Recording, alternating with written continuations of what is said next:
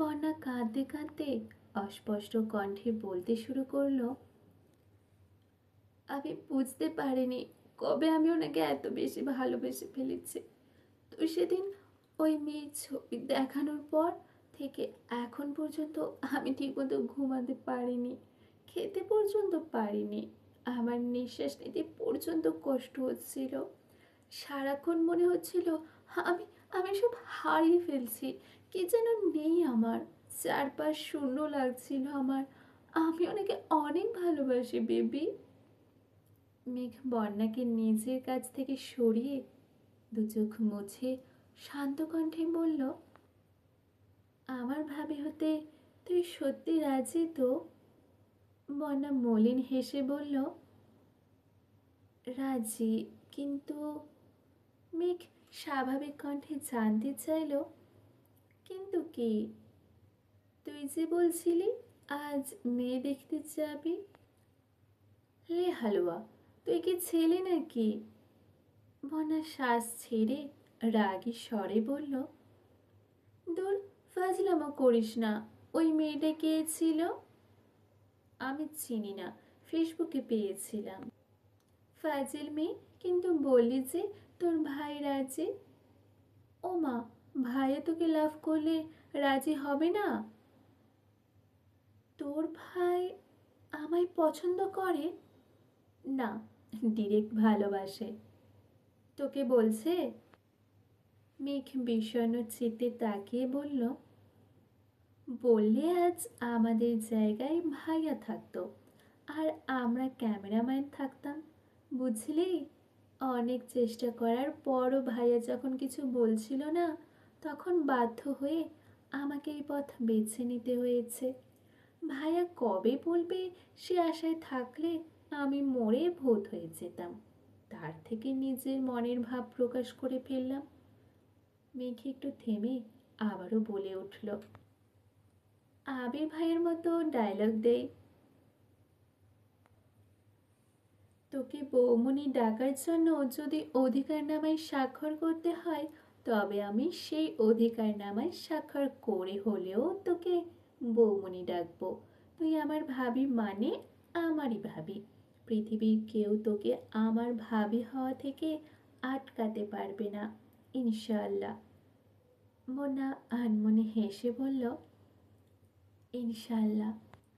মিম একবার ঝাঁকিয়ে ঝাঁকিয়ে মেঘদের কাছে আস্তে আস্তে বলল, বন্যা আপু, আমি যে তোমার ছোট ননদ, এটা কি তোমার মনে আছে?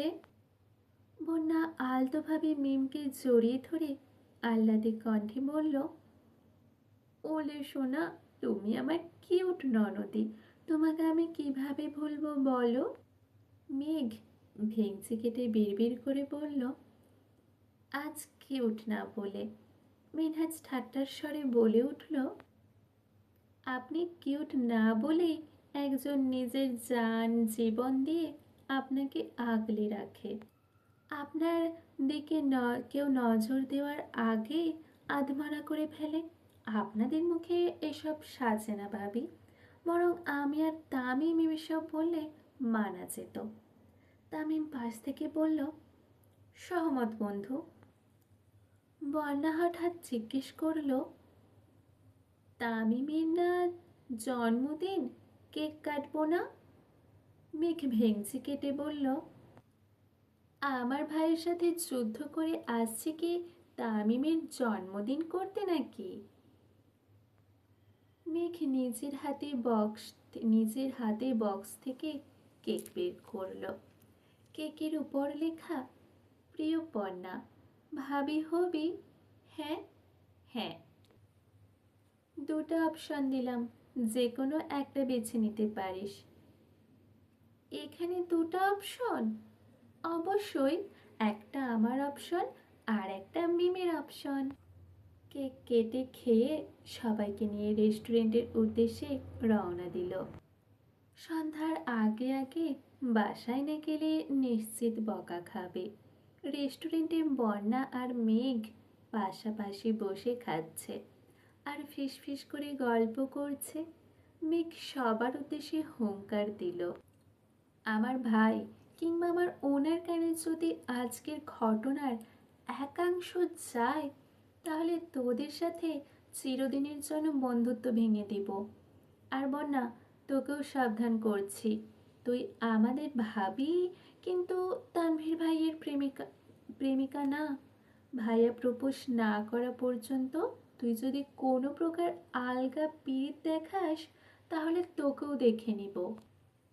ঠিক আছে, তাড়াতাড়ি কর, জ্বর বাড়তেছে, শরীর খারাপ লাগছে, বাসায় চলে যাব। রিক্সা দিয়ে এত দূর গেলে আরো জ্বর বেশি হবে। দাঁড়া, ভাইয়াকে কল দিচ্ছে। এই না না, প্লিজ ওনাকে কল দিস না। চুপ করে বসে থাক। আমার বেস্ট ফ্রেন্ডকে বউ বানানোর যোগ্যতা না থাকলে বিয়ে কিভাবে দিব? মেঘ তানভীরকে কল দিয়ে আসতে বলেছে। তানভীরের চট জলদি রেডি হয়ে রওনা দিয়েছে। ওদের খাওয়া শেষ হতে হতে তানভীর চলে আসছে। সবার থেকে বিদায় নিয়ে তানভীর সবার সামনে আসতেই তানভীর পরপর তিনজনের দিকে তাকালো।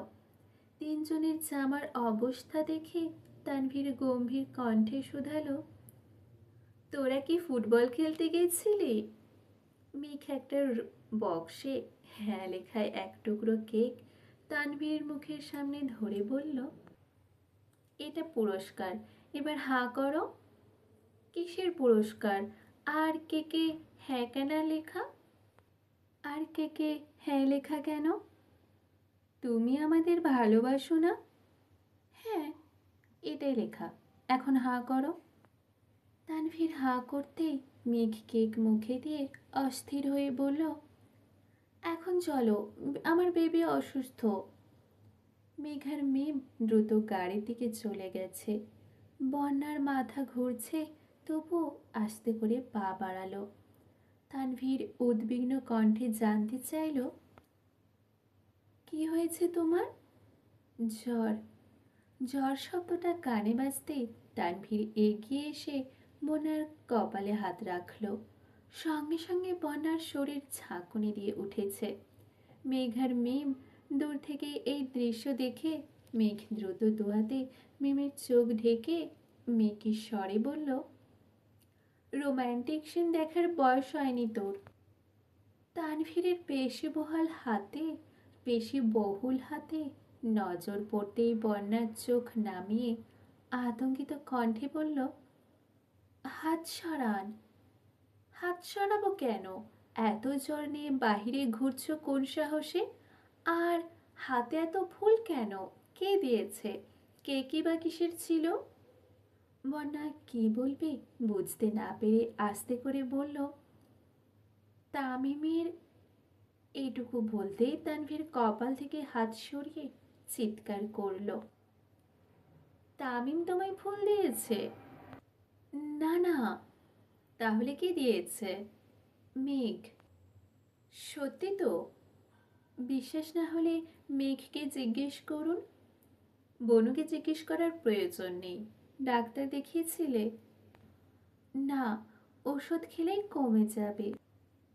তানভীর অগ্নিদৃষ্টিতে তাকিয়ে শক্ত কণ্ঠে বলল, এই মেয়ে, তুমি এত কেয়ারলেস কেন? সেদিন যে বললাম প্রেশার কম, খাওয়া দাওয়া করতে ঠিক মতো, কথা মানলে না কেন? উল্টে জ্বর বাঁধিয়েছ। বন্যা কিছু না বলে মাথা নিচু করে চলে যাচ্ছে। তানভীর পেছন পেছন গজগজ করতে করতে যাচ্ছে।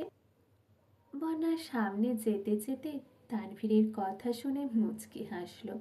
বন্যাকে ডাক্তার দেখিয়ে ঔষধ আর কিছু ফল কিনে বাসা পর্যন্ত পৌঁছে দিয়ে তারপর ওরা বাসায় আসছে।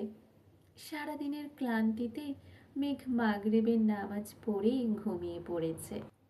ফোন ও টেবিলের উপর সাইলেন্ট অবস্থায় পড়ে আছে। আবে সন্ধ্যার পর সবার সাথে কথা বলার সময় মেঘের সাথে কথা বলতে চেয়েছিল, কিন্তু মেঘ আশেপাশে নেই শুনে তেমন জোরও করেনি। কিন্তু মেঘের সঙ্গে কথা বলার জন্য মনটা ছটফট করছে। মেঘদের বাসায় পৌঁছে দিয়ে তানভীর একটা কাজে শহরের বাহিরে গেছে। আগামীকাল ফিরবে। মেঘের সাথে কথা বলার জন্য 2-3 বার আম্মু মামনির নাম্বারে কল দিয়েছে, কিন্তু মেঘের কথা বলতে পারছে না। কাকিয়ার ফোন প্রায় সময় মিমের কাছে থাকে, সেই ভেবে কাকিয়াকেও কল দিয়েছে, কিন্তু আজ ফোন কাকিয়ার কাছেই। আবির এক পর্যায়ে বাধ্য হয়ে ফুপ্পিকে কল দিয়েছে। ফুপ্পি এশার নামাজ পড়ছেন, তাই জান্নাত ফোন রিসিভ করে সালাম দিল। জান্নাতের কণ্ঠ বুঝতে পেরে আবির সালামের উত্তর দিয়ে স্বাভাবিক কণ্ঠে জিজ্ঞেস করল, কেমন আছো? আলহামদুলিল্লাহ ভালো, তবে রেগে আছি। কেন আপু? ভাইয়া, আজ আমি তোমার ভাবি হিসেবে কথা বলছি। জি ভাবি, বলুন। জান্নাত মনমরা হয়ে বলল, আমাদের বিবাহ বার্ষিকীতে মেঘকে আসতে দিলি না কেন? আম্মুকে দিয়ে তোমাকে কতগুলো কল দিলাম, আমি নিজে দিলাম, তানভীর ভাইকে পর্যন্ত কতগুলো কল দিয়েছি। এটা কি তুমি ঠিক করলে? আবির মুচকি হেসে বলল, আমি চিন্তা করেছি, আমার বউকে এখন থেকে একা কারো বাসায় যেতে দিব না। একা একা ঘুরলে আমার কথা ভুলে যাবে। এই যে আজ বন্ধুদের সাথে ঘুরতে বেরিয়ে সারাদিনেও আমার খোঁজ নেয়নি। একদম ঠিক করেছে, এত বউ পাগল যেহেতু বউকে নিয়েই চলে যাইতা। আমি তো নিয়ে আসতামই, কিন্তু আপনার মামা শ্বশুর মানে আমার আব্বাজান শুনলে হার্ট অ্যাটাক করে ফেলবেন, এই ভয়ে আনতে পারিনি। মেঘের আব্বু শুনলে মনে হয় হার্ট অ্যাটাক করতো না? জি না, আমার শ্বশুর অনেক স্ট্রং, আর ওনাকে যদি আজ বলি মেয়েকে পাঠিয়ে দিতে, উনি এক কথায় রাজি হয়ে যাবেন। সত্যি? মেজো মামা জানে তুমি বলে ফেলেছ? আমি বলিনি, কিন্তু উনি রাজি। এটা আবার কেমন কথা? এটা এমনই কথা। সেসব বাদ দেন, এখন আমার বাসায় ফোন দিয়ে আমার বউটাকে ঘুম থেকে উঠিয়ে আমাকে কল দিতে বলুন। বউকে খুব মিস করছি। আমাকে সব বলতে তোমার লজ্জা লাগছে না? আপনি বললেন আজ আপনি আমার ভাবি, তাই দেবর হিসেবে ভাবির কাছে আবদার করাই যায়। রাখছি এখন। আচ্ছা। জান্নাত যথারীতি হালিমা খানকে কল দিয়ে মেঘের সাথে কথা বলার নাম করে মেঘকে ঘুম থেকে তুলে আবিরের সাথে কথা বলেছে। মেঘ তড়িৎ বেগে উঠে ওয়াশরুম থেকে সরি মেঘকে ঘুম থেকে তুলে আবিরের কথা বলেছে।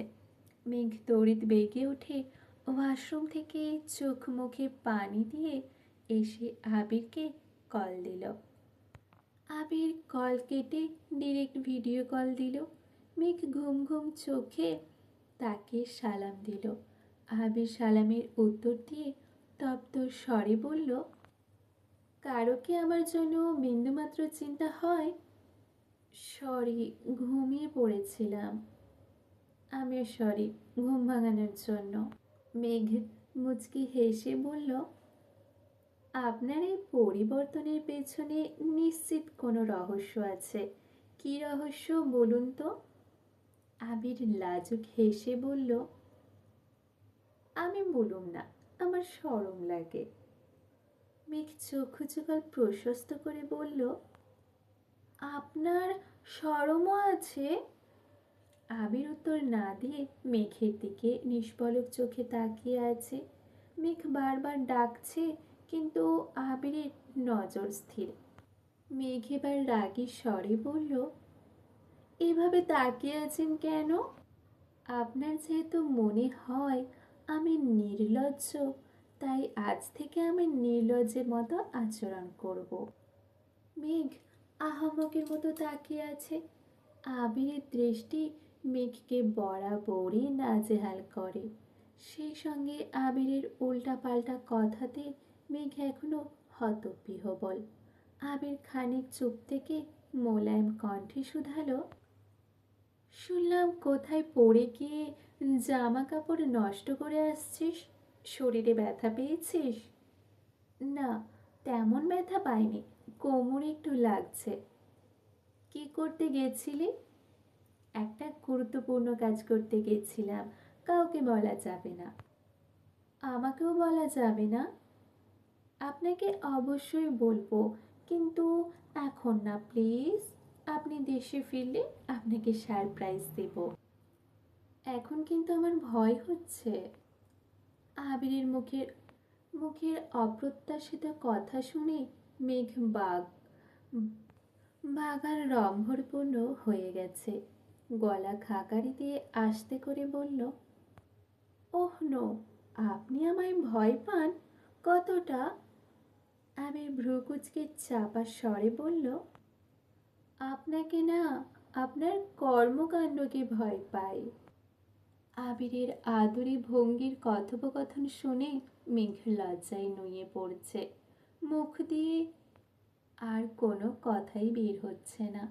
মেঘের দুগাল লাল হয়ে গেছে, নাকের ডগায় ঘাম জমে চিকচিক করছে। অডিও কলে আর মেসেজে মেঘের কথার রাজত্ব চললেও ভিডিও কলে আবিরের সাথে কথা বলতে মেঘের হিমশিম খেতে হয়। গত 1.5 বছরে আবির যতটা ভদ্র থাকার চেষ্টা করেছে, এই 2 মাসে 3 মাসে এই 2-3 মাসে ভদ্রতার সেই মুখোশ সরে গেছে। সব বিধি নিষেধ ভুলে মেঘকে আপন করার এক বিচিত্র প্রচেষ্টা চলছে। আবিরের অব্যক্ত দৃষ্টি সর্বক্ষণ কিছু ব্যক্ত করতে চায়, আর সেই অবাঞ্ছিত দৃষ্টিতেই মেঘ বারংবার ঘায়েল হয়। আবিরের সাথে যতবার কথা হয়, কলকাতার আগে মেঘের শেষ কথা থাকে, আই মিস ইউ। আবিরকে কিছু বলার সুযোগ না দিয়েই কলকাটে প্রতিবার। মেঘের এমন কর্মকাণ্ডে নিঃশব্দে হাসা ছাড়া আবিরের আর কিছুই করার থাকে না।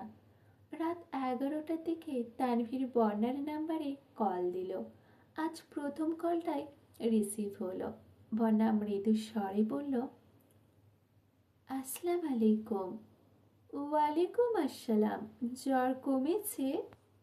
কিছুটা। ঔষধ খেয়েছো? জি। আপনি খেয়েছেন? না। এত রাত হয়ে গেছে, এখনো খাননি কেন?